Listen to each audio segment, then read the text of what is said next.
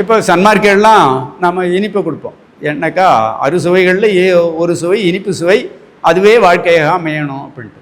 அப்போ திருவண்ணீர் கொடுக்குறார், அம்மா நீ என் பசிப்பிணியை போக்கி என்னுடைய தத்துவங்களை குளிர்வித்தாய், உனக்கு ஒரு மகன் பிறப்பான். இது சம்புபட்சத்தில் உலகத்தில் உயிர்களை வருவிக்கக்கூடிய ரகசியம். 6 வகையில் உலகத்தில் உயிர்கள் வருது, அதில் ஒன்று சம்புபட்சம்.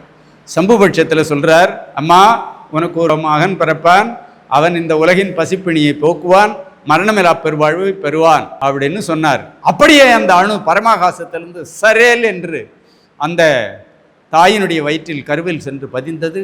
அதுவே 10 மாதங்கள் கழித்து ஒரு குழந்தையாக பிறந்தது. ஆனால் அருளாளர்களுடைய கரு 3.25 நாழிகை 1.5 மணி நேரத்தில் பிறந்துடும் அப்படின்னு சொல்லுவாங்க.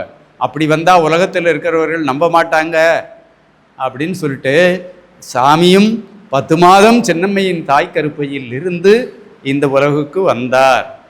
அதனால் அந்த ஜீவகாருண்ய ஒழுக்கத்தினுடைய ஒரு வல்லமையை அவர் ஆதியிலேயே அருட்பெருஞ்சோதியால் பெற்றதனால் முழுமையாக உலக உயிர்கள் அந்த இன்பத்தை அடைவதற்காக இதை நடைமுறைப்படுத்துகின்றோம். தீபம் உட்பட சன்மார்க்கிகள் இந்த அரிய பணிகளில் தங்களை இணைத்து கொண்டுள்ளார்கள்.